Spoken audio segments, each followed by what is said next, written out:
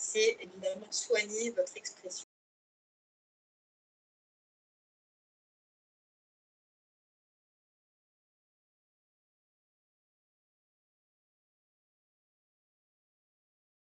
Bonjour, bonjour, monde.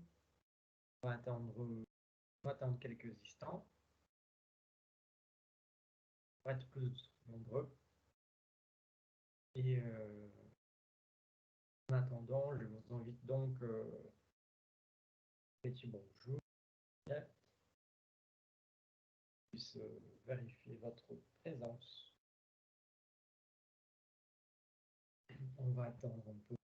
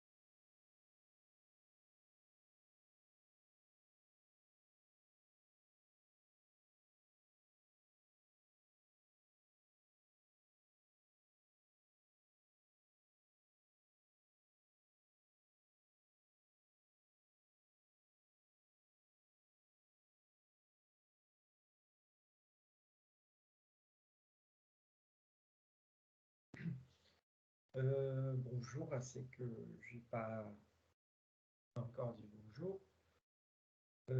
J'imagine que vous êtes encore dans une ici, ça,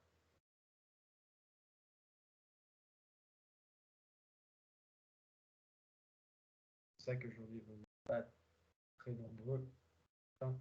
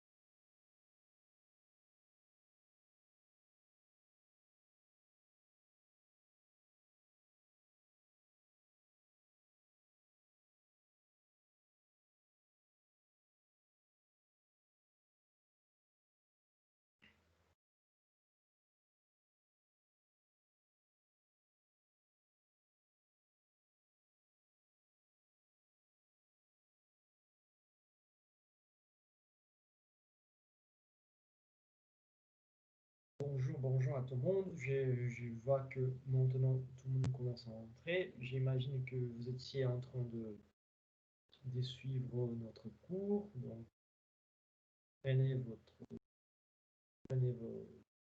temps, respirez un peu.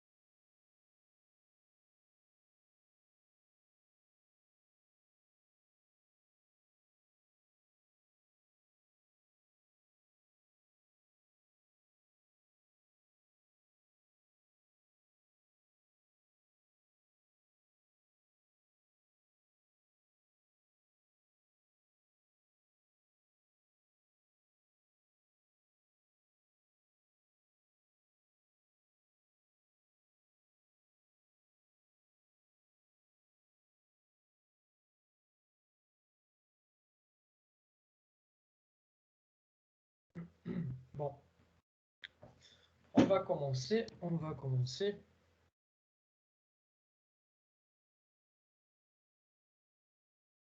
Même si on n'est pas très nombreux, on va commencer parce que voilà, il faut commencer, sinon on va perdre l'horaire. Est-ce que vous avez déjà reçu votre calendrier des examens?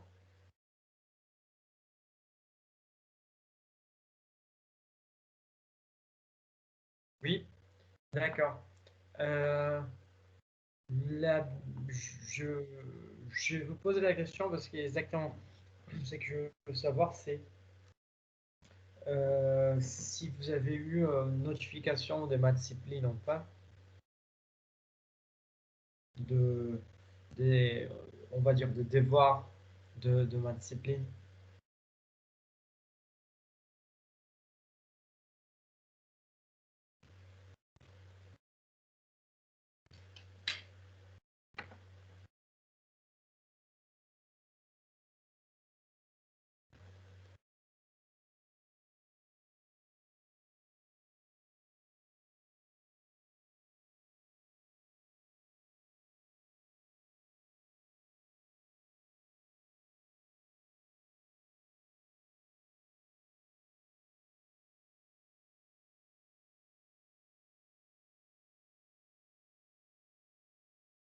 Donc, vous avez eu une notification des dates de maths discipline Oui, monsieur.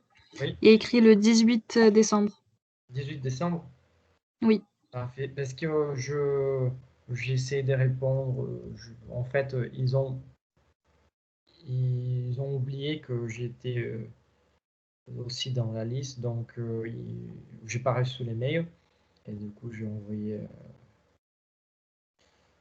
après, après tout ça. Donc, je ne savais pas si vous allez avoir quelque chose.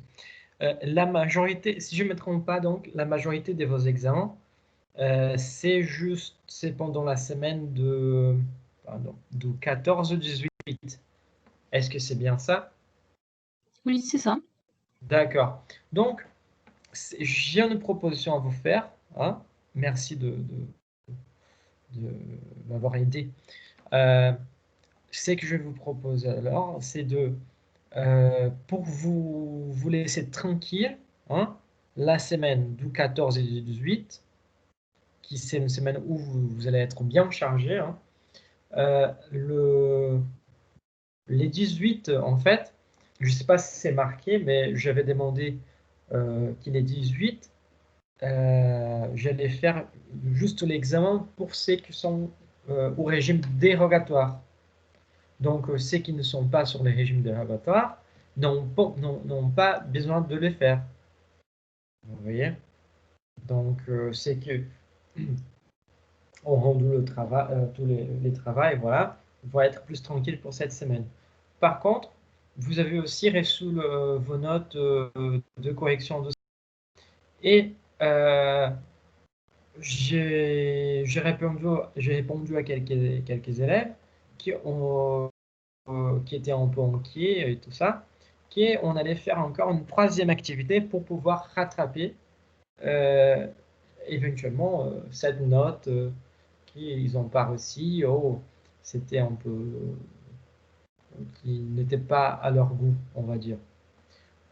Cette troisième activité, elle était déjà prévue et c'était l'activité sur Google Forms que j'avais dit au cours précédent, qui allait traiter de sujet exactement qui est de l'entretien. Qui allait, je vais faire un questionnaire avec vous, de choix multiples et, et avec une ou deux questions qui seront ouvertes. D'accord. Donc, cette activité, hein, elle sera la semaine de la semaine. Ça sera, on va faire le 11 décembre. Hein. Sauf si vous avez... Est-ce que vous avez beaucoup de choses les 11 décembre?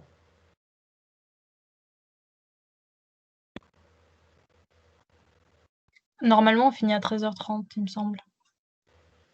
D'accord. Parce que c'est que je peux faire pour être plus honnête avec vous, hein, c'est de laisser 2 jours disponibles l'activité.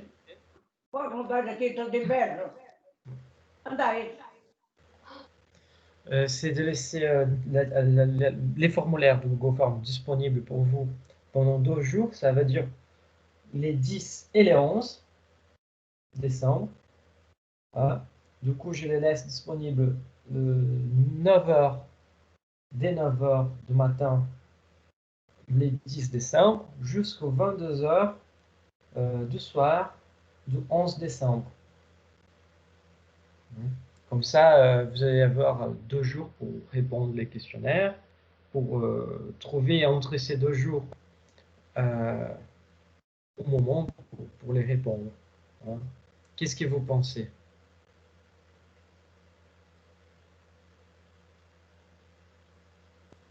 Donc, ce serait un devoir optionnel? Ce n'est pas optionnel. Et, ben, c'est un devoir qui vient améliorer votre note, en fait. Parce que je pense que c'est qu'on, par exemple, 11, 10 et 12, par exemple, ils vont bien pouvoir rattraper avec cette troisième activité.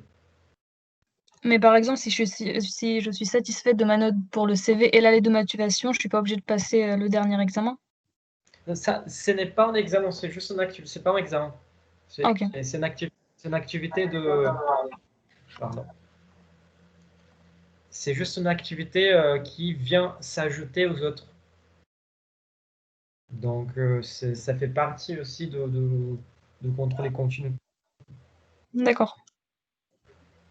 En vous rappelant que c'est juste un questionnaire du choix multiple et par expérience, je vois que normalement, les élèves se sortent vraiment pas mal à ces niveaux-là avec les questionnaires quoi, de ces niveaux-là.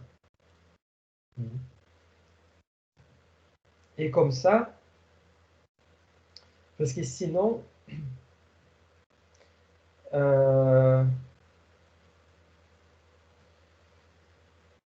que comme ça, vous pouvez avoir, je marque ici à côté 9h de 10 de décembre, 22h de 11 décembre. Évidemment, je vais envoyer à tous le message, hein, vous serez prêts pour, en expliquant tout cela. Hein. Donc voilà. On va voir aussi hein, comment on avance aujourd'hui, parce que selon la façon qu'on arrive à avancer, au lieu d'avoir 2 cours la semaine prochaine, on aura le temps de discuter tous les sujets qui sont un peu ouverts. On peut faire un cours plus allégé. Ça veut dire que ceux qui veulent venir peuvent venir, ceux qui ne veulent pas, ils ne sont pas obligés. Ceux qui veulent discuter sur quelque chose par rapport à un sujet particulier ou veulent encore discuter sur un petit détail concernant leur CV, leur lettre de motivation, on peut faire. Mais ça dépend évidemment de comment on avance aujourd'hui. D'accord? Donc, je peux vous assurer que à la fin de notre cours d'aujourd'hui, on va avoir la réponse. Donc, je vais pouvoir planifier un peu meilleur. Et évidemment, tout va être tout va être clair, explicite dans tous les sens que vous pouvez imaginer. Et y compris, je vais faire une annonce sur les prêts pour que personne ait des questions. Et vous savez que normalement, je réponds assez vite tous les mails que vous m'envoyez. Donc, voilà.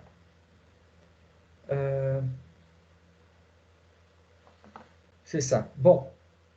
Donc, j'aimerais commencer les cours d'où on s'arrêtait. Hein.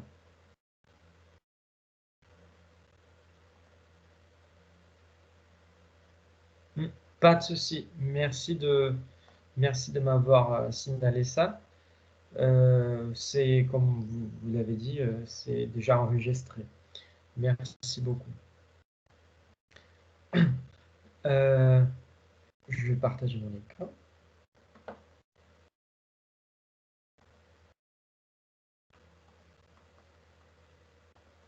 On était effectivement en train de parler des questions, hein, parce qu'on avait vu concernant l'entretien tous les éléments qui manquaient, hein, ce qu'on devrait faire éventuellement bien avant l'entretien, un jour pour l'entretien, et même les heures avant l'entretien, hein, voir les minutes avant l'entretien. On a attiré l'attention à pas mal de choses, la posture, le langage, la vie, voilà, à tout ça. Et on a passé aux 11 questions plus courantes lors de l'entretien. Hein, qui est là, c'est les mots de l'entretien. Et ça va, l'idée de ces questions, c'est qu'on puisse,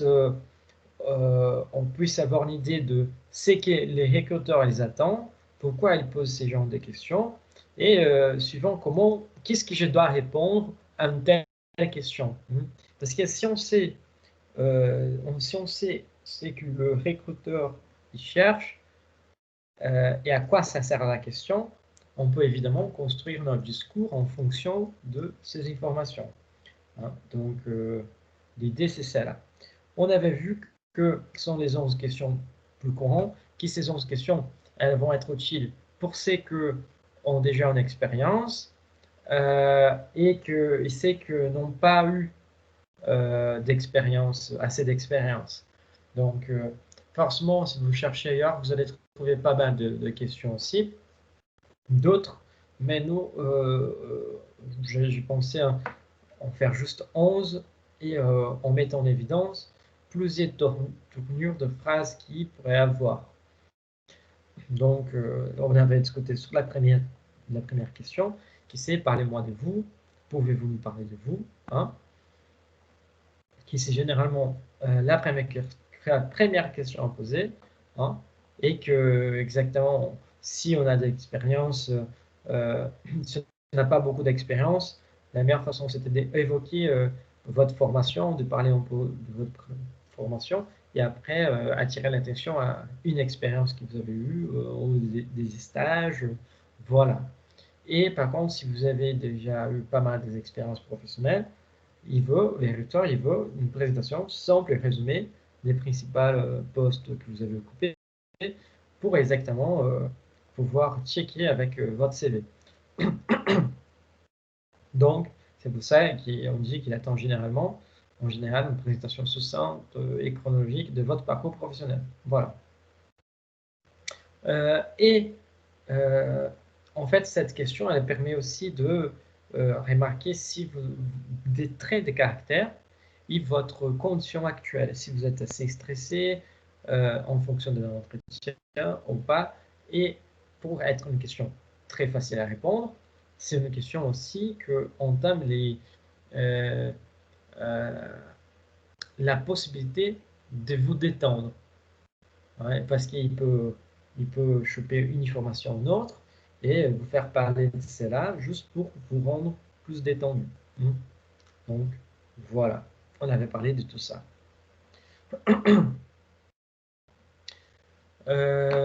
Donc, voilà. Et maintenant, on peut passer donc à la deuxième question. On a pas mal de questions encore à voir. Donc, mais c'est un sujet qui peut aller assez vite. Donc, c'est ça. Cette deuxième question, c'est comment vous décririez-vous en mots? Ça, c'est une question assez compliquée parce que si on ne prépare pas d'avance, on peut ne pas s'en sortir. Donc, dans ces moments, avec cette question, vous ne savez pas vraiment quel type de personnalité les recruteurs cherchent. Donc, soyez les plus honnêtes possible avec vous-même. C'est la même problématique de quels sont vos 3 points forts, quels sont vos 3 points faibles. Il faut penser à cette question d'avance.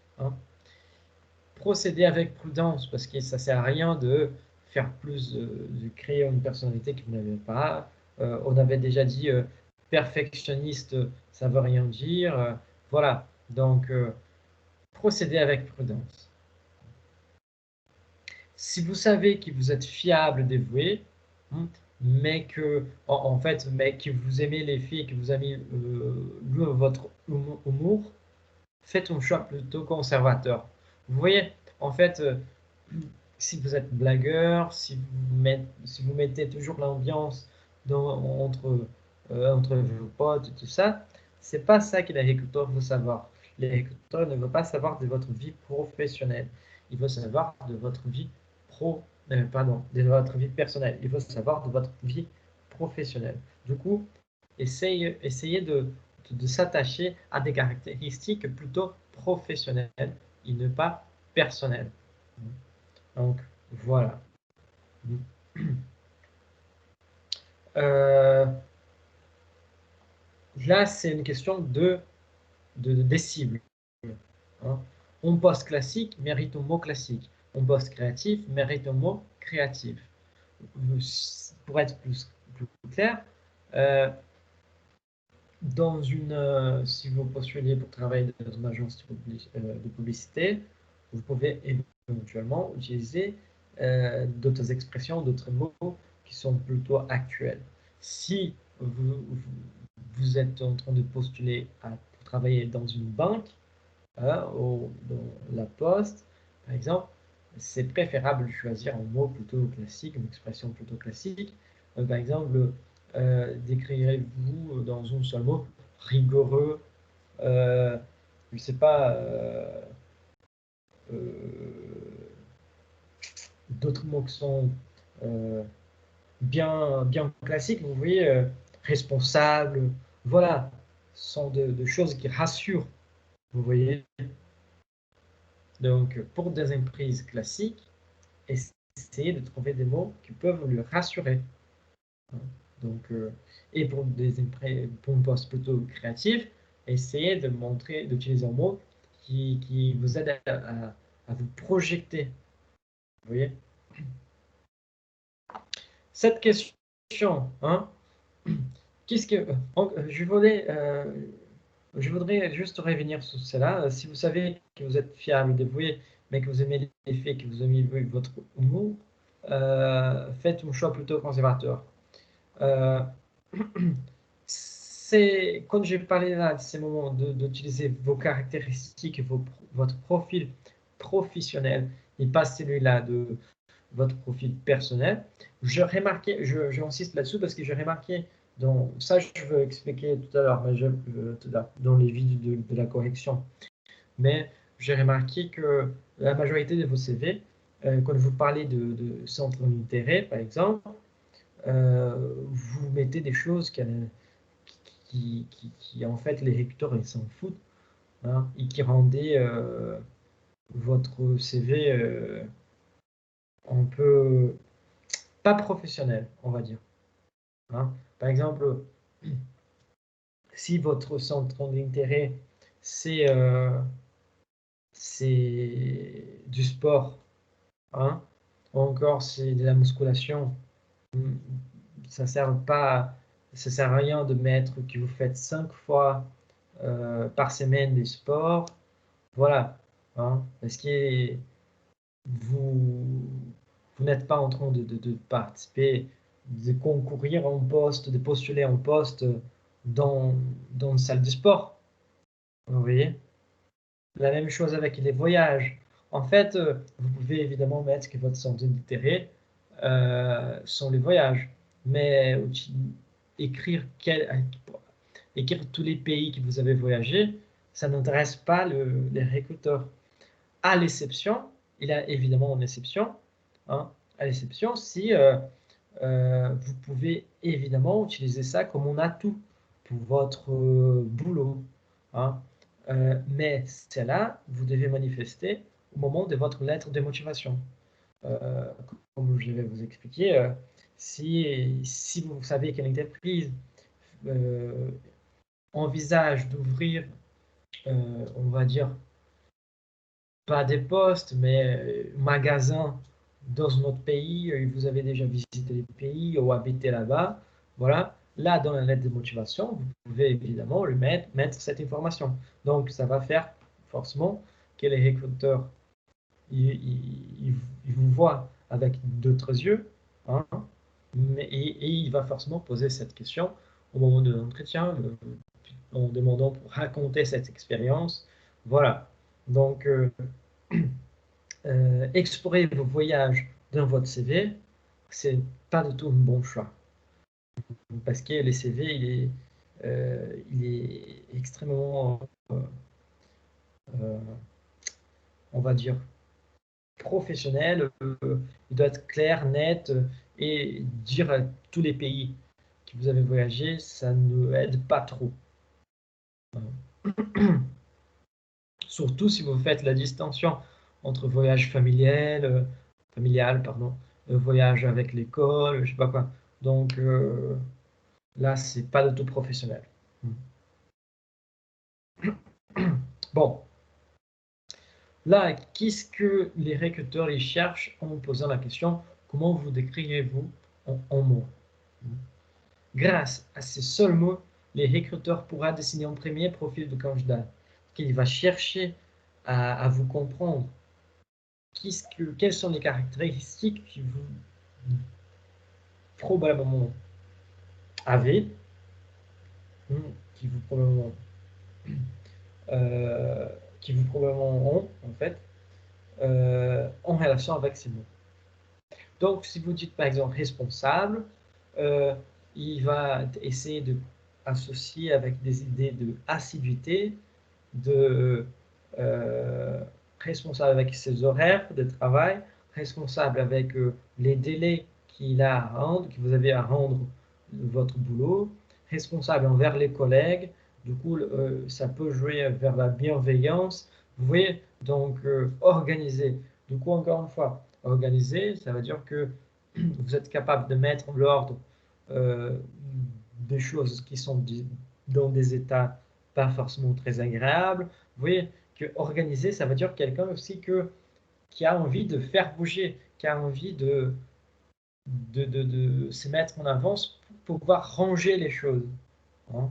Donc ça montre une activité. Du coup, choisissez vraiment avec soin votre mot. Hein. Parce qu'avec cela, en plus de commencer à dessiner votre profil, il va évaluer votre type de personnalité. C'est ça qu'on vient de faire. La confiance que vous avez dans votre perception de vous-même. Vous voyez, c'est quelle est l'hésitation que vous avez. Est-ce que vous cachez un peu derrière quelques mots, hein? Parce qu'il faut évidemment, il faut pas vous prendre pour les meilleurs du monde, mais vous n'êtes pas pourri non plus. Donc, il faut avoir confiance dans ces mots. Hein. Si vous êtes organisé, c'est parce que vous êtes organisé. Hein. Si vous êtes responsable, c'est parce que vous êtes responsable.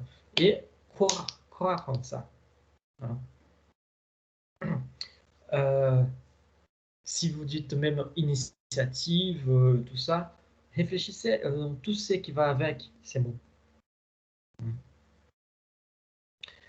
Si votre style de travail correspond bien au poste et à l'ambiance de l'entreprise, hein,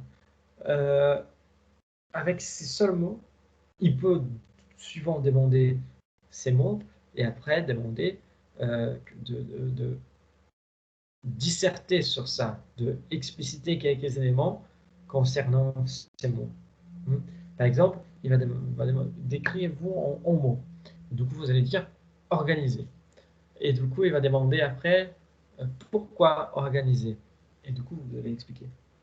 Vous voyez. Mais encore une fois, il ne faut pas mélanger des caractéristiques personnelles avec des caractéristiques professionnelles. Du coup, tous les éléments que vous allez utiliser pour expliquer ces mots, ils doivent être professionnels. Hein. Donc, voilà.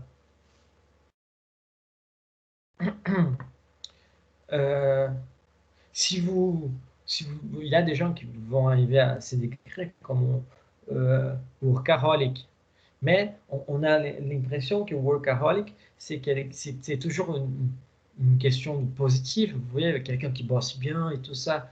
Mais non, workaholic, si c'est quelqu'un qui bosse trop, vous voyez, ça peut faire de préjudice même à l'ambiance de l'entreprise. Comment cette personne va travailler avec leurs collègues qui n'ont pas les mêmes rythmes que cette personne, vous voyez. Donc, des fois, on choisit des mots qui ne sont pas, on a l'impression qu'ils sont des bons mots, mais qui cachent un défaut là-dedans. Donc, encore une fois, autant on était honnête à mort avec les points forts et les points faibles, regardez-vous en face, mais là, il faut choisir les mots avec une certaine sagesse. Là, une question classique aussi, qui savez-vous dans une entreprise? Ça, si vous avez étudié l'entreprise, étudié la lettre de motivation et le poste, là, comme on avait dit pour vous préparer, voilà à quoi ça sert. Tout ça sert à pouvoir répondre à cette question. Donc, les recherches effectuées avant l'entretien ou lors de la rédaction de votre lettre de motivation vous seront alors d'une grande aide. C'est ça qu'on a de notre côté. Hein? On a tapé fort là-dessus pour cela, pour pouvoir bien répondre à cette question. Peu importe votre expérience professionnelle, il faut toujours vous présenter en entretien en ayant une connaissance. Ça fait partie de la préparation. Exactement. Quand il pose cette question, ce qu'il veut savoir, c'est ça. La connaissance de l'entreprise, l'organisation de l'entreprise, la culture organisationnelle, ses valeurs, son activité principale, hein, voire même du service que vous souhaitez intégrer. Vous voyez, c'est ça. C'est pour ça que étudier l'entreprise avant et les postes qu'on avait vus tout à l'heure, c'est important. Parce que c'est là qu'il va permettre, c'est dans ces moments que toute cette connaissance, ces études vont payer. Vous voyez, c'est pour répondre à cette question et qui tombe à ces suivants. Qu'est-ce que les recteurs y recherchent? Ils cherchent avec ça. Et les recteurs doivent ressentir que les candidats a travaillé son entretien. Vous voyez la préparation, que les candidats cherchent à nouer une relation de confiance. Ça veut dire que je sais où je mets mes pieds, je sais pourquoi je suis là, vous voyez, et je sais ce que vous faites. Donc, que les candidats connaissent au moins partiellement les entreprises où ils postulent pour éviter des problèmes d'intégration. C'est exactement ce point-là que j'ai expliqué. Vous voyez, c'est très intéressant parce que tous les éléments qu'on avait travaillés pour la préparation, ils reviennent dans les questions. Ils reviennent dans les questions. Donc, exactement ça. Vous voyez, c'est plus je montre que je connais l'entreprise, plus je montre que je me suis préparé. Plus je montre que euh, les mots que j'ai utilisés tout à l'heure, hein, il est fiable.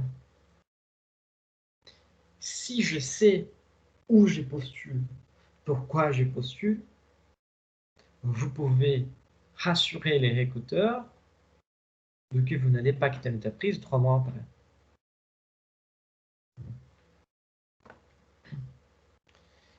Et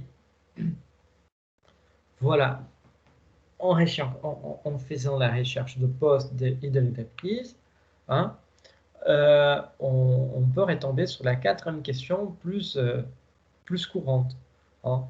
En quoi les postes à pouvoir vous intéressent-ils? Là, c'est le moment de signifier votre intérêt pour les postes en vous appuyant sur des éléments concrets.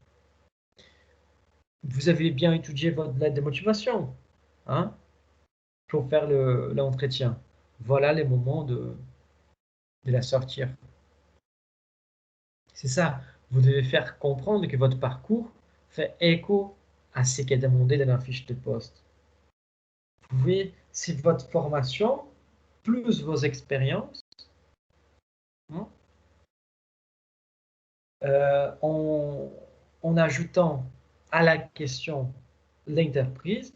Vous voyez, les nous, les vous, les moi et les nous de la lettre de motivation, ils sont intégrés dans cette réponse.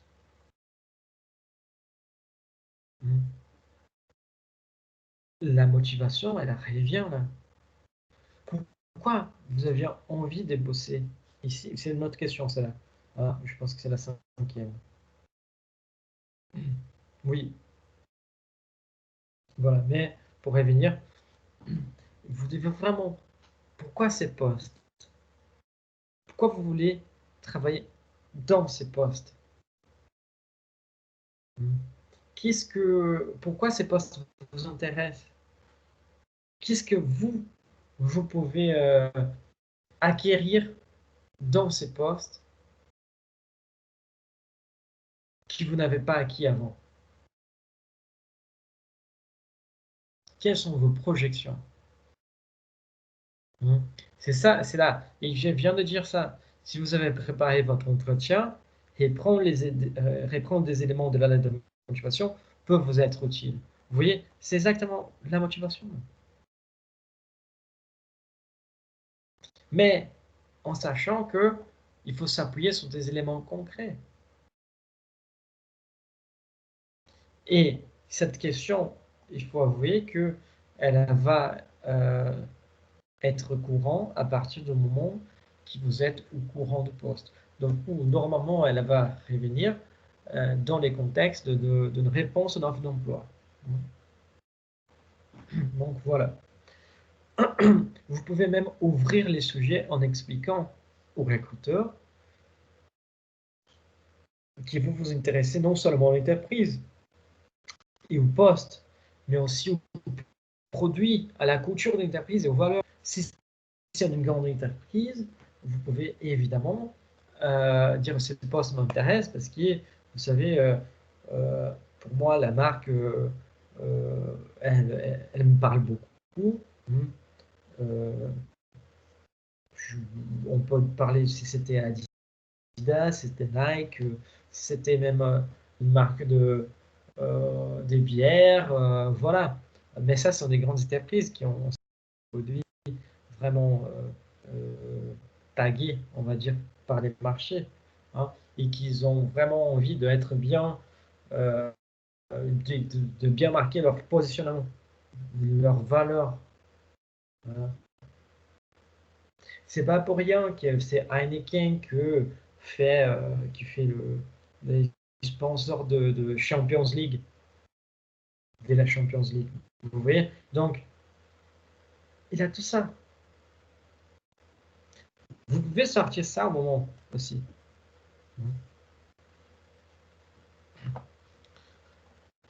Et qu'est-ce que les recruteurs ils cherchent avec cette question de pourquoi ces postes, hein? Simple.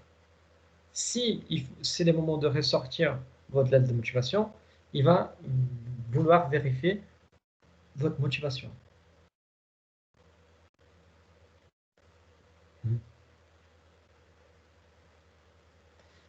Qu'il y a au moins une adéquation entre l'offre de mission et les leviers de motivation de la personne. Donc, quel est le rapport avec les postes, vous voyez, et ce qui vous motive? C'est pour ça que j'ai dit tout à l'heure que qu'est-ce que, par exemple, mettre voyage et tous les pays que vous avez mis dans votre CV peut être utile pour cette poste. Vous voyez, en fait, les recruteurs, ils ne s'intéressent pas si vous avez voyagé.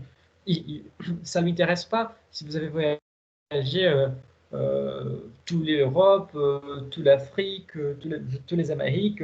Ça ne l'intéresse pas. À l'exception, si il y a un rapport très fort entre l'offre et les postes. S'il y a un rapport très fort, là, il va falloir mettre dans la lettre de motivation. Qui c'est exactement la lettre de motivation que vous allez récupérer pour répondre à cette question en quoi les postes à pouvoir vous intéressent? Vous voyez? Il ne faut pas oublier que CV et lettre de motivation font partie de communication professionnelle. Des choses personnelles qui puissent éventuellement, on va dire, nous pousser nos caractéristiques culturelles et tout ça, ça n'intéresse pas aux recruteurs. Parce qu'il n'y a pas un rapport évident avec, avec les postes.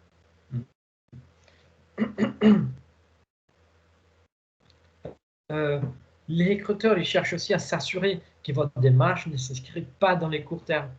Et c'est ça que je viens de dire. Hein. Il veut s'assurer que vous n'allez pas quitter les postes après 3 mois. Que vous êtes vraiment engagé soit avec l'entreprise, soit avec les produits, soit avec les boulots que vous avez à les faire. Hein. Si c'est l'activité de poste qui vous intéresse, essayez de montrer ça. C'est pas que vous vous en foutez pour l'entreprise, mais c'est travailler avec ça. C'est cela qui m'intéresse. C'est là que vous pouvez éventuellement taper aussi fort pour arriver à avoir un bon poste. Et à réussir votre entretien. 5e question, qui ça peut être tourné de plusieurs façons aussi. Hein. Pourquoi devrais-je vous choisir plutôt qu'un autre candidat? Pourquoi êtes-vous les candidats idéaux? Pourquoi je devrais vous choisir? Vous voyez, et encore une autre tournure qui peut arriver. Ils s'attendent à ces suivants. Toutes les questions qui sont là, qui ont été sélectionnées, sont à ces suivants. Donc, dans ces cadres-là, pour répondre à cette question, il est conseillé d'évoquer des exemples de projets ou des réalisations qui font appel aux compétences recherchées. Vous voyez, dans votre offre, vous avez demandé quelqu'un, ceci, c'est là. Moi, je suis assez comme ceci, c'est là. Et en plus, je peux vous offrir cela.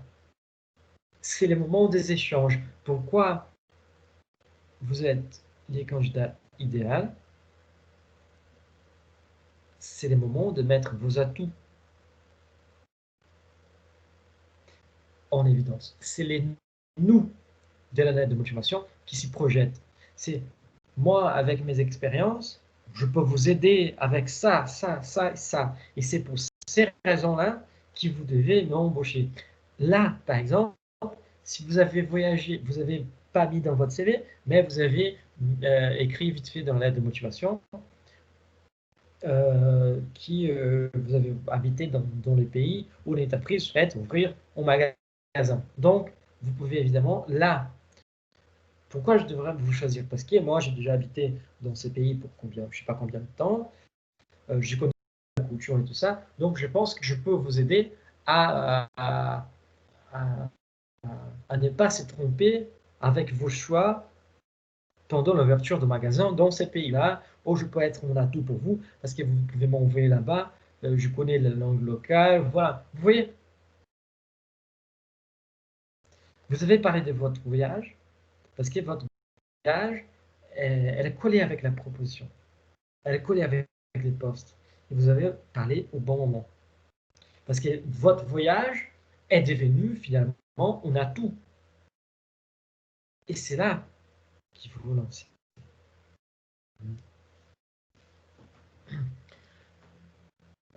Prouvez, encore une fois, prouvez votre motivation en vous projetant dans les postes proposés. C'est les nous. Vous voyez, c'est les nous qui étaient dans la lettre de motivation, hein, au travers de missions réalisées lors des expériences les plus significatives de vos carrières. Qu'est-ce que vous avez déjà fait avant qui peut être vraiment utile pour l'entreprise?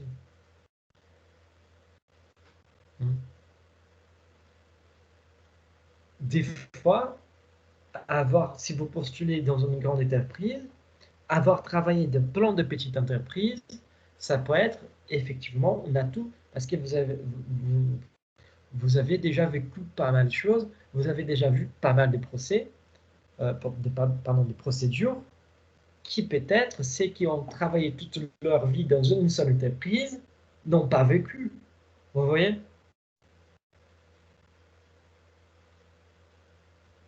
Donc, avoir travaillé dans plus de postes, ce n'est pas forcément un point négatif. Et encore une fois, il faut savoir bien tourner.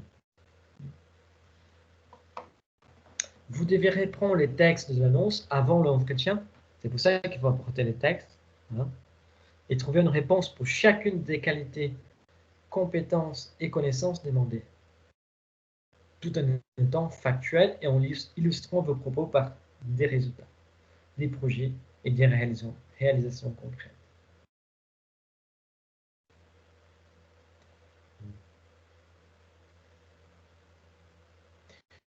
Moi, je suis le meilleur candidat, vous devez m'embaucher parce que j'ai une bonne connaissance dans les logiciels tels, j'ai une bonne connaissance dans les Photoshop.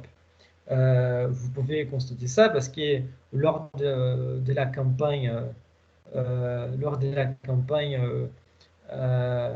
publicitaire de telle entreprise, c'était moi le responsable pour ceci, cela. Vous voyez, vous avez mis en évidence votre compétence du logiciel avec des illustrations, par exemple. Là aussi, on dit qu'il faut avoir confiance en soi. Il faut mettre en avant vos atouts. Mais il faut, plus que tout ça, il y a aussi la juste mesure. Donc, ne pas pécher par excès de confiance. Juste dire, si quelqu'un répond ça et la personne et vous répondez à la personne, oh, vous devez me choisir parce que je suis le meilleur. Là, ça démontre tout de suite que vous n'êtes pas les meilleurs. Donc, encore une fois, il faut faire vraiment gaffe avec cette réponse. Qu'est-ce que les recruteurs cherchent avec cette question? Encore une fois, les recruteurs vont s'assurer que vous avez bien compris les missions, les enjeux du poste à pourvoir. Hein? Les recruteurs cherchent à mesurer votre projection au poste par rapport à vos compétences, vos formations, vos expériences. Ça veut dire que même avant de embaucher, je pense pouvoir contribuer avec ceci, cela. Ça, c'est très intéressant. Donc, vous allez arriver, vous allez essayer d'ajouter à l'entreprise vos atouts. Et par contre, c'est sûr il faut attendre aussi une bonne partie. Hein. Il faut des résultats. Encore une fois, quand on parle du premier point, là, vous s'assurer que vous avez bien compris les missions et les enjeux. Ça veut dire que vous avez étudié l'entreprise, vous avez réussi à vous mettre en relation avec l'entreprise et les postes, et c'est exactement pour cela, vous avez compris tous les éléments qui composent les postes. Il cherche aussi à valider votre bonne compréhension des missions et des enjeux qui vous attendent. Des fois, hein, vous pouvez imaginer que on a tous déjà fait, on a déjà créé un scénario dans notre tête qui c'est pas forcément celui du poste. Donc voilà. Tout cela, parce que les recruteurs, il va les faire au moment de l'entretien, de vous reprendre par les pieds hein, et de vous montrer, de vous clarifier des choses qui vont se passer pendant votre mission. Des fois, on rêve trop d'un poste, mais qu'en arrivant, on voit que les postes, il n'est pas si super. Il n'est pas les postes de nos rêves. Donc, vous voyez la bonne mesure, là, ne pas pécher par excès de confiance et tout ça. Il va dire, écoutez, c'est très bien, mais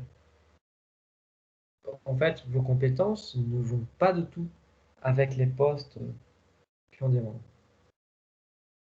Pourquoi dans le jeu vous embauchez? Ah, moi j'ai une super connaissance en musique. Ben oui, mais les postes, c'est pour une boulangerie. Ça fait quoi alors? Vous voyez? Ça veut dire que vous n'avez rien compris du poste, de la mission, de l'entreprise. Donc voilà. Sixième question. Monsieur, Oui, en fait, j'ai une question sur la diapo, le truc d'avant. c'est celui-là. Ouais, voilà. En fait, quand on parle des expériences, est-ce que c'est pénalisant si on n'en a jamais eu? Ou alors c'est mal vu par le recruteur? C'est pas. En fait, on s'est dit que c'est toujours bien d'avoir des expériences, mais on doit toujours commencer par quelque part. Voilà. Donc, euh, par contre, quand vous dites que vous n'avez pas d'expérience, je ne sais pas, vous n'avez vraiment aucune expérience ni un petit job d'été ou quelque chose comme ça là. Vous dites vraiment zéro expérience. Ouais, vraiment zéro. Enfin, ouais, pas des expériences dans le domaine enfin, du travail, quoi. Oui, Dans le mais, vrai. oui, mais dans les domaines qui est demandé, mais peut-être dans un autre domaine. Non, pas vraiment non plus. D'accord. Donc là, on est dans un cas qui est vraiment zéro expérience. Donc, dans votre CV, euh, vous n'allez pas mettre expérience professionnelle, par exemple. C'est dans ces cas-là.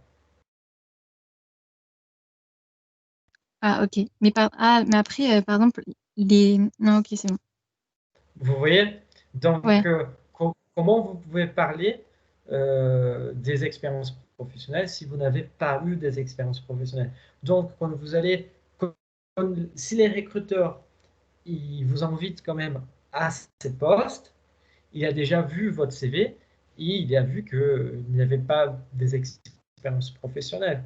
Hein. Et surtout, dans ces moments-là, c'est intéressant d'ajouter dans un descriptif de profil qui vous recherchez votre premier poste, votre premier boulot. Vous voyez?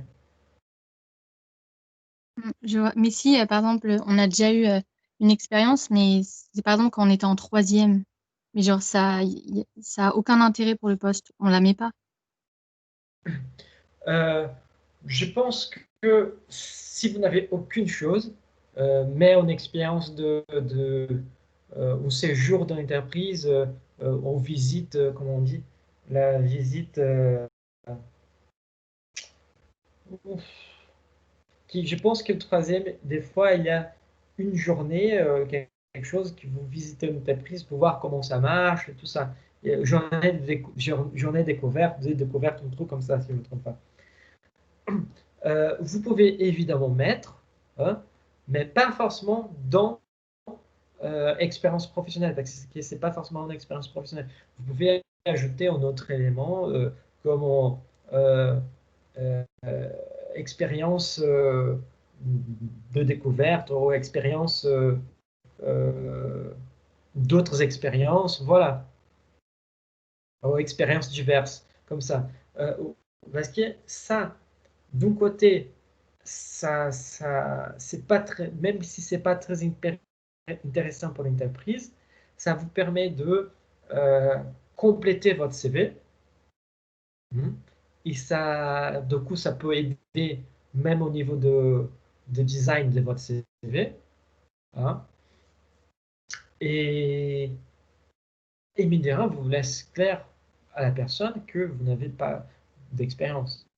Et donc, tout de suite, il va voir votre profil que vous n'avez jamais eu d'expérience. C'est pour ça que des fois, l'utilisation de quelques lignes pour décrire votre profil, c'est intéressant.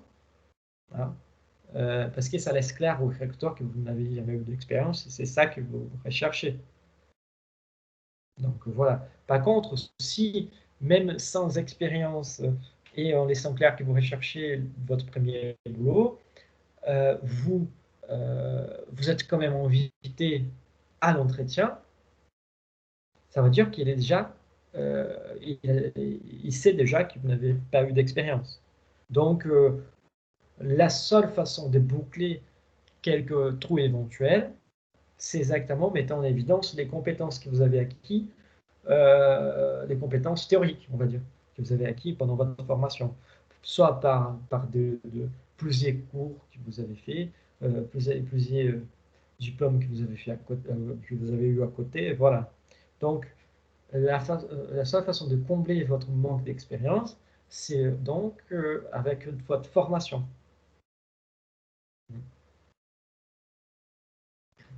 Ok, merci beaucoup. Derrière. C'est exactement pour ça que c'est intéressant je sais qu'avec les Covid, ça a tout pété, quoi. Mais, par exemple, avoir de jobs d'été, de petites choses de boulangerie, dans de restaurants. Mais bon, restaurant, maintenant, c'est mort avec les Covid. Donc, voilà. Mais vraiment des petits boulots parce que comme ça, vous pouvez ajouter des choses dans votre CV. Hein. De petits services d'intérim, hein, dans une agence d'intérim, vous pouvez évidemment ajouter comme des expériences. Hein. Même si ce sont des expériences de 1 mois, 2 mois, donc ça fait toujours des expériences et ça montre une initiative de votre part. C'est toujours ça, par contre, c'est très bien vu. Donc voilà. Là, donc, on passe à la 6e question. Hein. Comment expliquez-vous votre longue période sans emploi? Qui ça peut être aussi tout à fait une question posée et que ça va tout à fait dans la direction de ce qu'on vient de commenter. Là, il n'y a pas, c'est ça qu'on était en train de dire, il n'y a pas de façon de cacher cela. Hein. Donc, n'essayez pas de dissimuler les périodes d'inactivité. Mais sachez combler ces temps sans emploi avec une activité. Ça veut dire, j'ai passé 1 an sans bosser. Mais pendant pendant cette année, qu'est-ce que vous avez fait? Vous avez voyagé le monde. Il va vous poser la question, vous voyez, pourquoi cette année, pour vous, forcément, vous allez prendre au marché ou vous allez avoir des trous dans votre CV parce que Covid oblige. Vous voyez? Donc, vous allez prendre un marché encore différent. Donc, ils ne vont pas forcément trop poser des questions concernant quelques trous de CV que vous pourriez avoir. Parce qu'évidemment, les Covid a fait beaucoup de préjudice.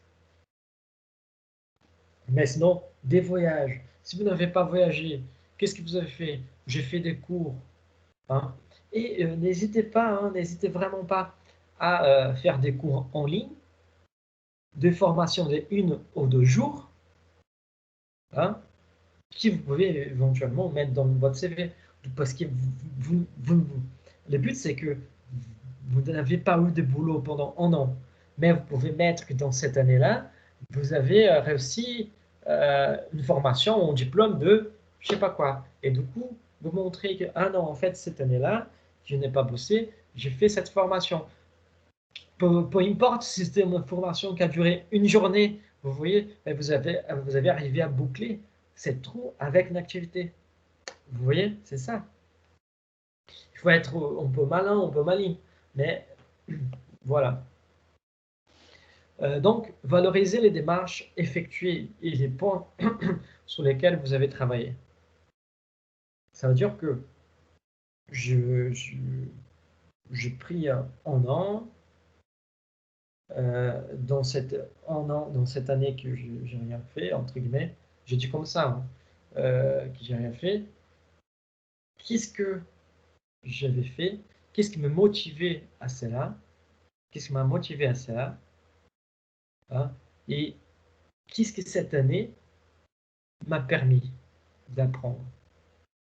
Des fois, on prend une année vague pour réfléchir. Je sais que c'est dans ma vie, je sais trop.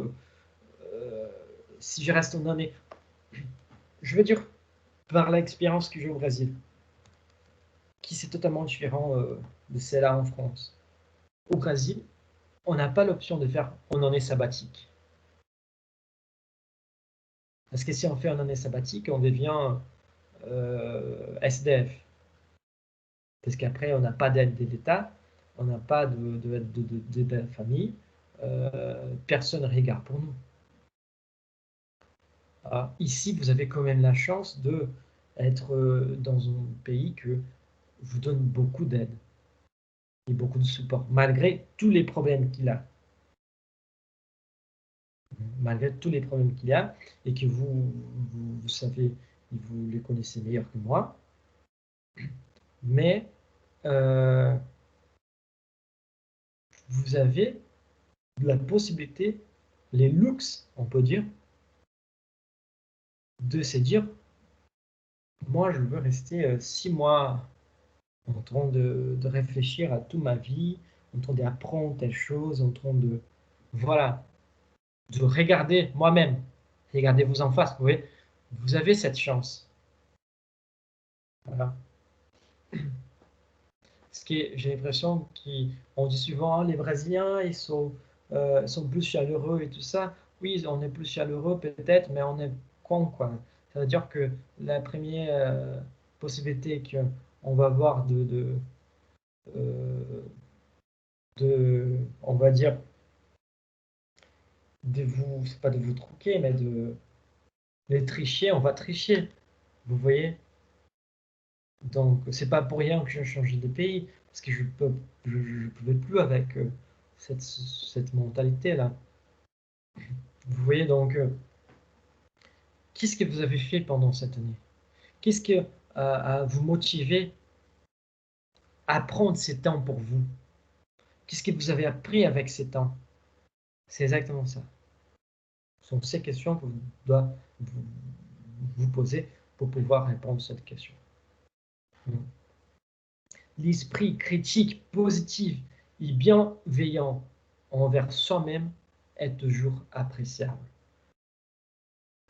J'ai pris de recul, j'ai utilisé cette année pour prendre de recul de moi-même et pour me poser et pour faire plusieurs cours pour être sûr de ma voie professionnelle. Vous voyez? C'est ça. Qu'est-ce que les recruteurs cherchent? Les recruteurs veulent s'assurer que vous avez l'esprit d'initiative, même au chômage. Hein? qui, malgré l'effet de ne pas avoir bossé, vous êtes parti chercher de poste. Ou vous êtes parti pour apprendre quelque chose de nouveau. Hein?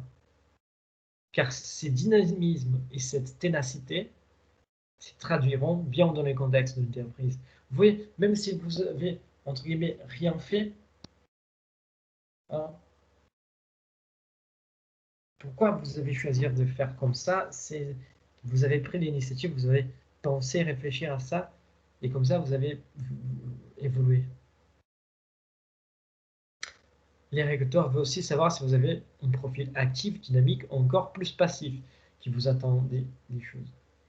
Si moi, j'ai pris la décision de ne pas faire cela, voilà, c'est un profil plutôt actif.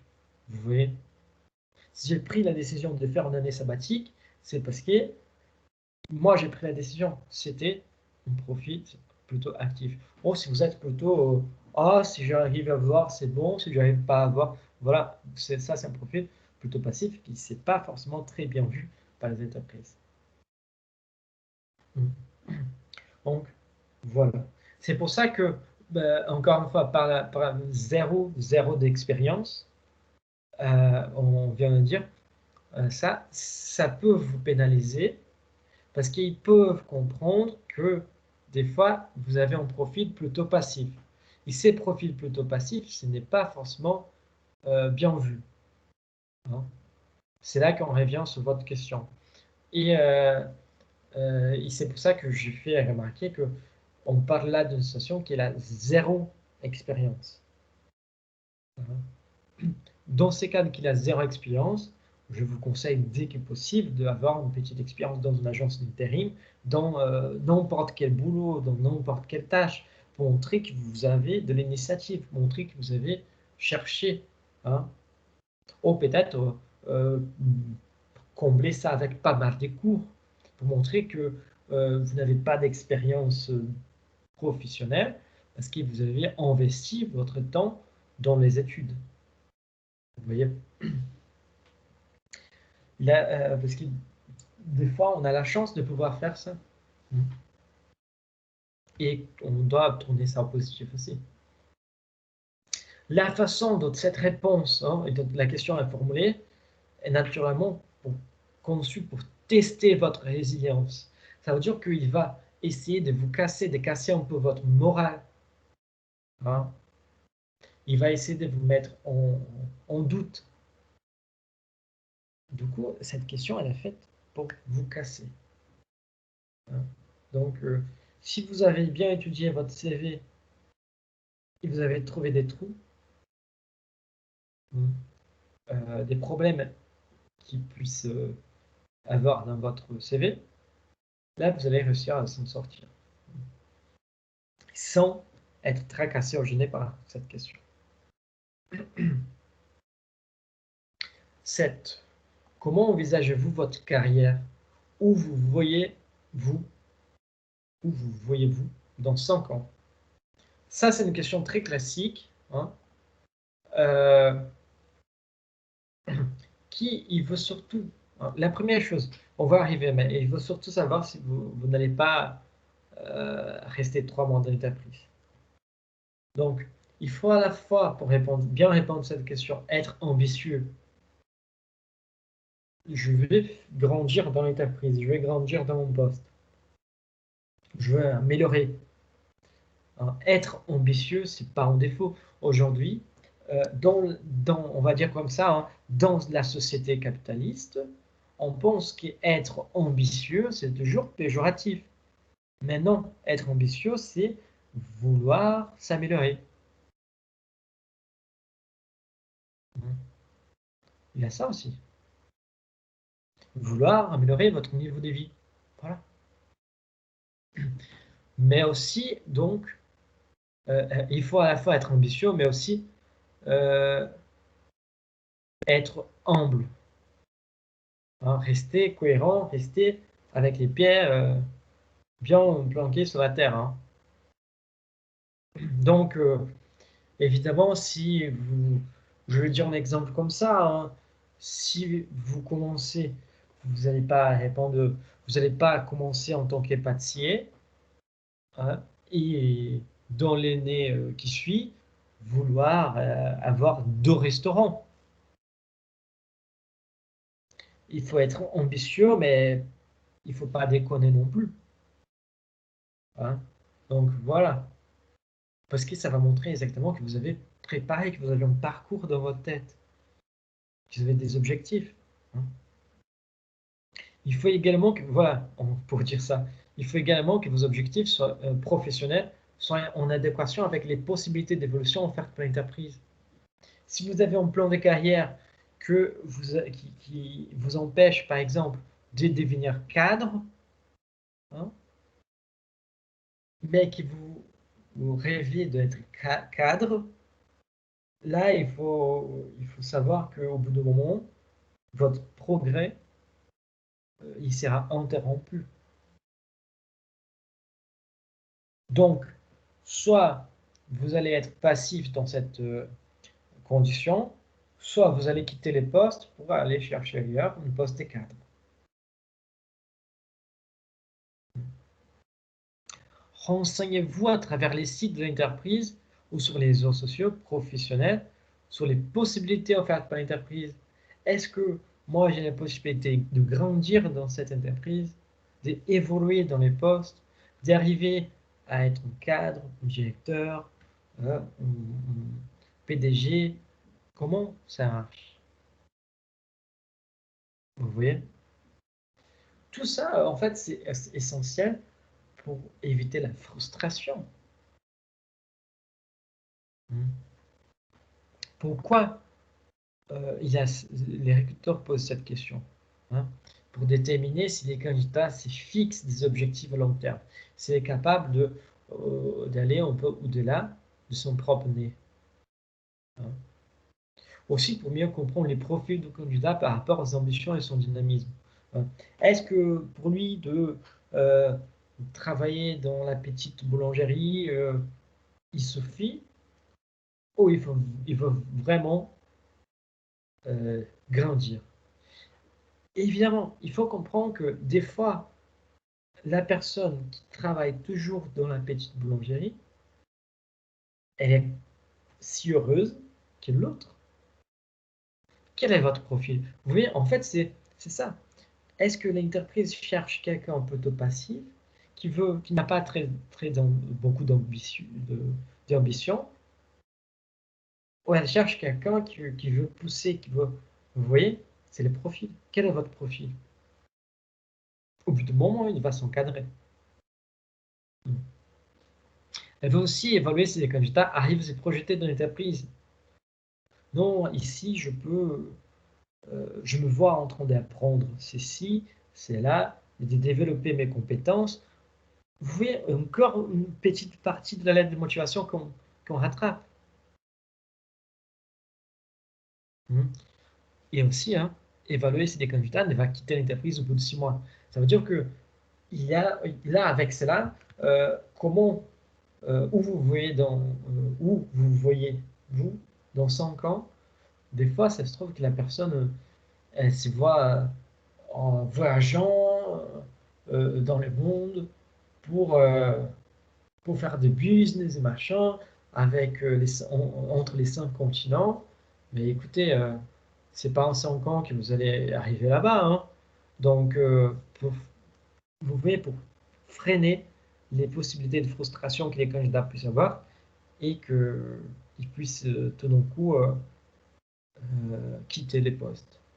Encore une fois, il faut se souvenir que embaucher quelqu'un, c'est coûteux pour l'entreprise. Et les recruteurs, il est payé pour ça. S'il fait mal son boulot, il va être viré aussi, hein. Donc voilà.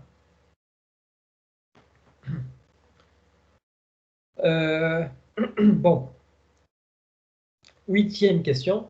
Quels sont vos points forts et vos points faibles?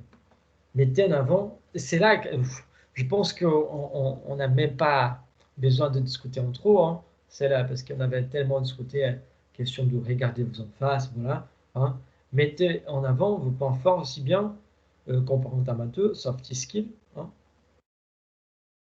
qui est technique. Et ça, c'est un truc très intéressant de mettre euh, dans votre CV, hein, compétences. Mes compétences, soft skills. Ça, si je ne me trompe pas, j'ai vu juste un CV qui utilisait ces termes, soft skills.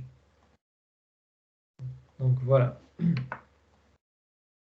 Vous pouvez expliciter vos points forts et vos points faibles en utilisant des expériences vécues. Tout ça, on a déjà discuté. Hein. Je pense que ça ne vaut même pas le coup de revenir, mais je fais la lecture quand même. Parler de axes d'amélioration plutôt que des défauts.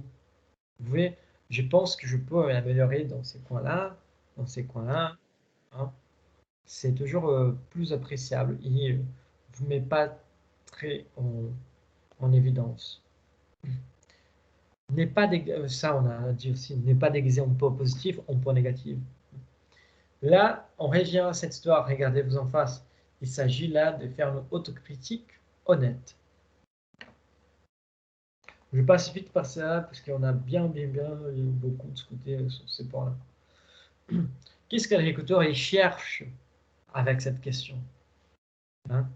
Il souhaite ici savoir si les candidats aiment le travail en équipe, parce qu'il peut dire ah, j'aime le travail en équipe, ou je travaille bien en équipe, ou je travaille meilleur seul. Vous voyez?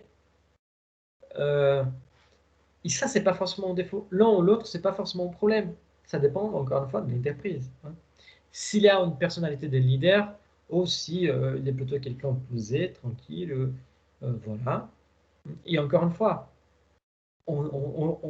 les gens, je ne sais pas si vous avez déjà lu d'autres cours des RH et tout ça, mais les gens, dans les cours de gestion, normalement, on est enseigné à être tous des leaders. Mais franchement, si on est tous des leaders, on va bosser avec qui? Hein? Il faut avoir des gens qui n'ont pas les profils des leaders. Et ça, c'est pas un défaut. Ça, c'est pas du tout un défaut. Euh, euh, je vais donner un exemple très bête, mais je ne sais pas si vous regardez koh hein, dans ces moments, mais il y a un candidat, Loïc, qui c'est le plus apprécié de tout le monde, mais il n'a pas les profils des leaders. En fait, je crois que tous les finalistes, à l'exception de Brice, ils n'ont pas les profils des leaders. Ils étaient des personnages secondaires tout le temps. Ils suivaient les leaders, voilà. Mais ils sont arrivés à la finale. Donc vous voyez, c'est quand même bizarre parce qu'on a tout le temps, il nous apprend tout le temps dans les cours de gestion. Il faut être leader, leader, leader. Si on est tous des leaders, on va bosser avec qui? Ça va être difficile l'ambiance. Hein. Euh, du coup, il cherche aussi à savoir si les candidats, il peut aussi se dépasser des situations complexes, des échecs. Il peut voir les défauts, il peut se projeter d'avance pour s'améliorer. Voilà. Toutes les choses que regardez vous en face va permettre de répondre. C'est pour ça qu'il faut préparer ça avant l'entretien. Parce que ça, c'est une question qui peut tomber et qu'il faut savoir tout ça. Hein. Donc, savoir si le candidat est capable de réaliser une autocritique, savoir si le candidat est capable de prendre du recul et évaluer ses actions et ses décisions prises. Tout ça, regardez-vous en face, c'est la réponse pour toutes cette question. 9. Monsieur, Oui. juste en fait, généralement, quand on parle du travail, il y a toujours le terme du travail en équipe. Mais je comprends pas pourquoi je veux dire, c'est si important aux yeux des recruteurs. Parce qu'au final, quand on nous donne un travail, on le fait tout seul. En fait, quand on parle de travail en équipe, c'est pas forcément qu'on va décider tous ensemble ou qu'on va chacun profiter entre guillemets de l'autre, hein, du genre profiter du boulot de l'autre. Et voilà. En fait, quand on parle de travail en équipe, c'est plutôt de, de, de, de- de mesurer aussi la capacité que l'autre a de faire confiance au travail de quelqu'un d'autre.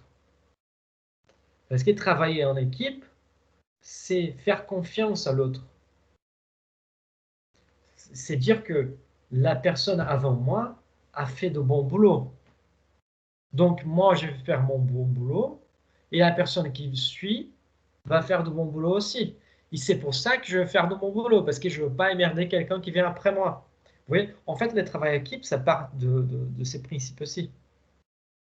Avoir confiance aux autres, hein, et pouvoir faire son travail de la meilleure façon possible pour ne pas faire de préjudice à l'autre.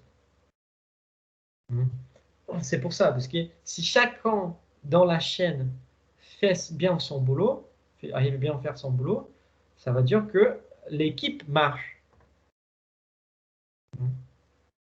Peut-être que la meilleure anecdote pour ça, c'est exactement penser euh, dans, dans club de foot.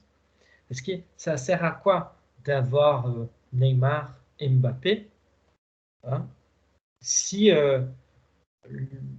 les autres du groupe ne font rien. Je dis pas, j'utilise Neymar et Mbappé parce qu'ils sont les plus connus. Voilà. Mais ça sert à quoi? Vous voyez? C'est pour ça qu'on dit, quand l'Allemagne elle était championne, pourquoi l'Allemagne était championne? Parce que c'était un vrai travail en équipe. Les journalistes sportifs ne connaissaient presque aucun nom de l'équipe de l'Allemagne, mais ils jouaient, il y avait des années ensemble. Donc, chaque élément avait confiance dans le travail de l'autre.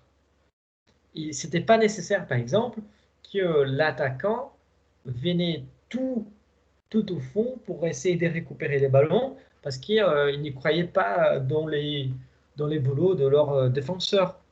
Vous voyez, c'est aussi le travail en équipe, c'est tellement important parce que ça veut dire avoir confiance dans le travail de l'autre. Avoir confiance que l'autre a fait son boulot bien et que moi, je peux faire mon boulot bien pour ne pas déranger les suivants. C'est comme ça qu'on arrive à soutenir la chaîne. Si j'ai pas confiance dans les boulots que mon collègue a fait, ça veut dire que je vais réviser leur boulot, je vais perdre de temps et je vais instaurer euh, c'est pas le contraire de confiance. Euh, je vais installer un doute dans l'entreprise, vous voyez? Et du coup, pour l'ambiance dans son ensemble, c'est un peu pourri. J'espère avoir répondu à votre question. Oui, c'est bon, maintenant j'ai compris. Parce qu'avant, je ne le voyais pas comme ça, en fait. D'accord. Vous voulez plutôt peut-être comment aller, on va faire tous ensemble. Voilà, c'est ça. Bah, je sais pas, enfin, oui, des fois, mais parce que c'est différent quand il y a des travaux, enfin, ça dépend du poste, je pense. Oui, oui, évidemment, ça dépend du poste, mais en général, c'est exactement mettre la confiance sur l'autre, qu'on a sur l'autre en avant.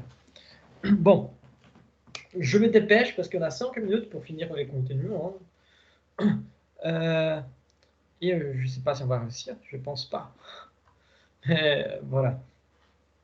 J'avance que je vais me prolonger un peu dans ces cours. Donc, si vous voulez quitter et suivre cette fin après, vous pouvez évidemment le faire, mais c'est vraiment très important que j'arrive à finir ces contenus.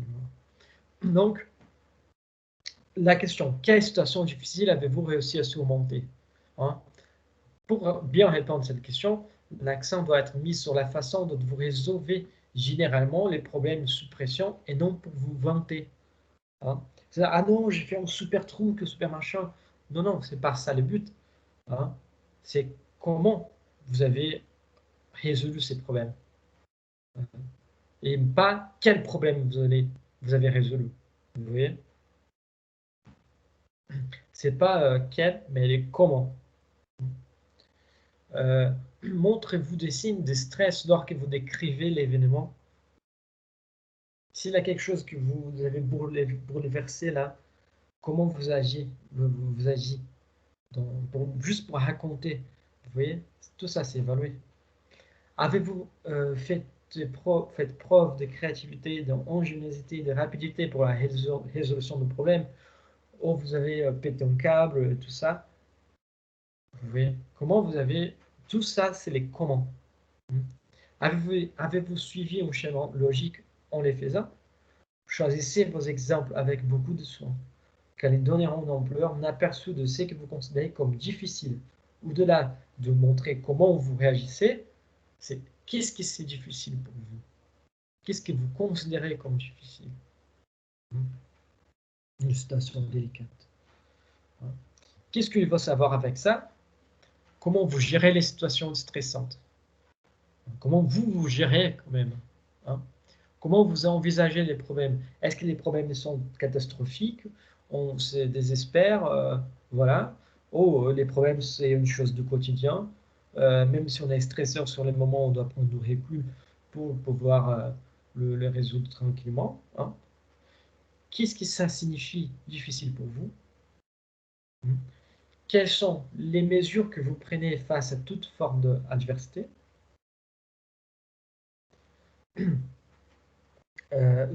Les habitudes même. Ah non, je me désespère. Oh non, je prends du recul. Oh non, non, j'ai laissé un peu à côté pour pouvoir revenir après avec une tête plus fraîche. Vous voyez, tout ça, comment vous faites? C'est pour ça, c'est plus important les comment. Les recruteurs veulent s'assurer que vous pouvez correctement résoudre les problèmes et gérer des situations de stress. C'est très important. C'est pour ça que ça va avec la question de vos points faibles. Vous voyez que ça, il y a une communication entre ces deux questions. 10. Allez, peut-être qu'on va finir. Quelles sont vos prétentions salariales? Cette question, c'est très dérangeant, mais ne laissez pas cette question vous prendre par surprise. Elle est quand même suivant posée. Estimez les salaires minimums pour lesquels vous accepteriez la mission et les montants maximaux auxquels vous pensez pouvoir prétendre. Évidemment, vous pouvez peut-être demander un peu plus dans une grande entreprise qui est dans une petite entreprise. Donc, prenez ça en compte. Je vous informe que je vais dépasser l'horaire. Donc, si vous voulez quitter la salle, vous pouvez la quitter. Ceux qui peuvent rester, voilà. Et du coup, je vais finir les contenus, je les 11 questions et tout ça, mais je vais devoir prolonger un peu dans les cours. Donc, les cours, il va être disponible sur YouTube, donc vous pouvez les chercher. Mais tous les 11 questions vont être présentes dans les questionnaires. Je vais vous envoyer aussi. Donc, n'hésitez pas à revenir sur YouTube. Ceux qui vont partir avant, vous pouvez partir si vous avez des cours. Voilà, ne vous inquiétez pas. Et de toute façon, je vous remercie. Et je vous tiens au courant de tout. Ne vous inquiétez pas. Donc, pour revenir, ça dépend de la taille de l'entreprise aussi, qu'on va pouvoir faire une prétention salariale. Donc, étudiez. N'hésitez pas à demander des avis autour de vous, à consulter sur les web des salaires moyens en vigueur pour les types de postes et les secteurs en question. Ça, c'est très facile. Recherchez sur Internet, vous allez voir les moyennes salariales pour les postes selon la taille de l'entreprise, selon tout ça. C'est très intéressant. Pas de souci. Ceux qui doivent quitter la salle peuvent quitter, pas de souci. C'est juste pour pouvoir finir vraiment le cours. Il faut faire des recherches sur les salaires. Il faut faire des recherches sur les salaires. Il ne faut pas que les salaires soient une question taboue. Vous voyez? En France, c'est très tabou, les salaires. Au Brésil, on n'a pas cette impression. Donc, aussi, vous pouvez également chercher d'autres offres d'emploi similaires sur lesquels une fourchette de rémunération est indiquée. Évidemment, vous n'allez pas comparer les salaires en France avec les salaires en Luxembourg. Hein. Moi, j'étais en train de voir les salaires des enseignants en Luxembourg. C'est quand même environ 10 fois plus. Allez, j'exagère peut-être, mais minimum 5 fois plus que les salaires des enseignants en France. Donc voilà. Hein. Et ça, c'est très important. Quand il demande cette question, il pose cette question, plutôt que de définir un salaire, il vaut mieux définir une fourchette salariale. Ça, c'est très, très, très important. Qu'est-ce que les recruteurs cherchent? Hein? Les questions sur la rémunération permettent là aussi de tester les niveaux de préparation et de réflexion du candidat. Ils permettent aussi à mesurer si les candidats rentrent dans la fourchette prévue. On ne peut pas vous payer ce qu'ils vous demandent. Donc, accepteriez-vous de réduire votre prétention salariale? Il peut exactement vous faire cette contre-proposte. À savoir aussi si les candidats ont une compréhension globale de la mission désignée et son importance. Parce que des fois, je ne sais pas, on fait une petite tâche et on veut un salaire énorme, donc c'est hors réalité. Du coup aussi, ils cherchent à prévoir et à éviter des frustrations de la partie du candidat. Des fois, s'ils posent cette question, c'est plutôt une bienveillance vers vous et vers l'entreprise quelque autre chose. Hein, parce qu'il ne faut pas que vous soyez frustré après. La 11e question, hein, c'est donc, avez-vous des questions? Hein? Ça, c'est très intéressant parce qu'une bonne préparation avant l'entretien vous donnera certainement assez d'informations et leur lot de questions.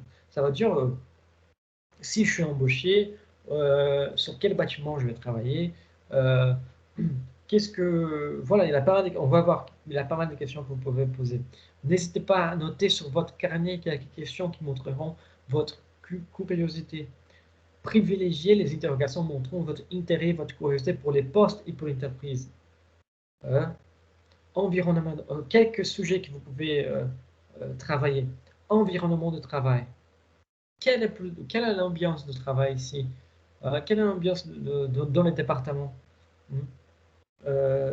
Voilà. Hein. Culture organisationnelle. Organisation de l'équipe.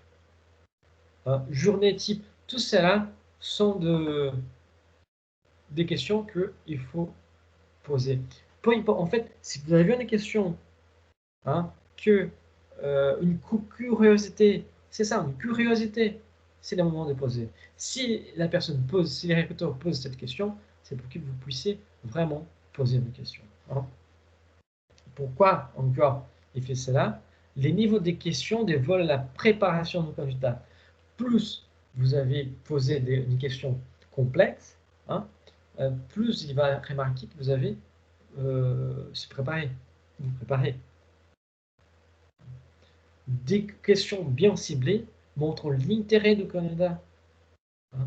Et aussi, quand on pose une question, c'est parce que souvent, avez-vous des questions? Hein, c'est parce qu'on veut laisser clair, on veut jouer la carte de l'honnêteté. Donc, c'est pour à mieux faire connaître l'entreprise et les postes, et surtout à éviter des frustrations. Il y a une question bis, 11 bis. Hein, si vous avez déjà un poste, et ça, au bout du moment, il va arriver, et vous allez vouloir quitter votre poste. Donc, dans ces moments, il va demander pourquoi souhaitez-vous quitter votre poste actuel. Là, c'est clair. Hein, on a déjà parlé de ça, mais expliquez que vous êtes fixé de nouveaux objectifs professionnels. Vous vous souvenez quand j'ai parlé des 5 ans, comme vous voyez dans 5 ans, peut-être que dans ces 5 ans, vos objectifs professionnels ils ont changé et que l'entreprise actuelle, dans l'entreprise actuelle, n'est pas possible de les atteindre. Donc, voilà. Expliquez que vous êtes à la recherche de nouveaux challenges. Relevez dans ce contexte certains éléments faisant partie des tâches mentionnées dans l'annonce. c'est-à-dire des nouveaux challenges comme celui-là, une possibilité de travailler dans tel et tel pays. Vous voyez qu'il y a un rapport toujours avec l'entreprise et les postes. Donc voilà. Si vous avez décidé d'échanger pour des raisons de conflits d'entreprise, ne les mentionne pas. Ne dénigrez en aucun cas votre ancienne entreprise ou votre ancien chef. On avait dit déjà que ça ne suffit pas. Il faut toujours savoir rester positif. Donc, je quitte mon boulot parce que je vais de nouveaux défis, je vais de nouveaux challenges. Je pense que selon votre secteur, l'offre annoncée, j'envisage bien ces défis, ces challenges. Voilà. Hector cherche avec cette question savoir si vous avez de la persévérance. Savoir si vous abandonnez. Parce que si on quitte les postes juste pour quitter, ou juste parce qu'on a eu un petit problème, ça veut dire qu'on n'a pas résisté, on n'a pas essayé, on n'a pas essayé de le corriger, vous voyez. Donc, voilà, savoir si vous abandonnez rapidement ou préférez chercher un nouvel emploi dès que c'est présente des difficultés et conditions désagréables. Tout cela pour tester la fiabilité du candidat. Si par exemple, il se met à dénigrer son employé actuel ou passé, l'entretien est déjà mal embarqué. Pour juste quelques rappels, pour votre entretien, être à l'heure, avoir une tenue correcte, on avait parlé de la tenue traditionnelle, c'est sans faute, mettre votre téléphone en veille, ça n'oublie jamais de faire ça. Être poli avec tout le monde, n'importe qui que ce soit, bien articuler ses mots, bien parler. Si on s'enregistre, ça va mieux se passer. Dès que possible, toujours quand possible, rester calme et détendu, relax. Avoir une attitude positive dans la justesse, ça veut dire que, évidemment, des fois, on est trop positif que voilà, ils pensent qu'on a mal, on est un peu fou, quoi. Regardez l'interlocuteur. Ne baissez pas les yeux. Regarde-le dans les yeux. Essayez de maintenir contact. Parce que la communication professionnelle, elle passe par ces contacts aux yeux aussi. Étudier l'entreprise et la mission. Et ça, c'est bête, mais il faut toujours revenir là-dessus. Ne pas manger pendant l'entretien, ni mâcher en bonbon en neutre. Ça, c'est pas bien vu. Bon, avec cela, on arrive à la fin de notre cours de communication professionnelle. Je vous remercie, je remercie tout le monde qui est encore présent. Je vous remercie énormément pour toute cette période. Si vous avez des questions, n'hésitez pas, et même n'hésitez pas à m'écrire. Moi, je vais être toujours présent pour vous, et y répondre tout dans la mesure du possible. Je vous rappelle que cette semaine, je pense que samedi, je vais vous envoyer une annonce sur April. Je vais quand même télécharger la vidéo sur YouTube où je fais des commentaires sur toutes les corrections de CV. La semaine prochaine, je vais aussi rendre disponible vos notes de lettre de motivation, la vidéo de la correction de la lettre de motivation. Je note mes notes LM, vidéo LM, et aussi nous aurons les questionnaires sur Google Forms que je veux aussi vous rappeler par vos annonces et prêts. Du coup, soyez vraiment vigilants avec votre email UPEC. Soyez vraiment vigilants. Je vous souhaite donc une bonne journée. Merci pour tout. Et je vous tiens au courant de prochaines étapes. Si vous avez des questions, des doutes, n'hésitez pas à m'écrire. et je lui souhaite bon courage pour la suite. Merci beaucoup. Au revoir. Au revoir, monsieur. Merci, monsieur. Au revoir. Au revoir.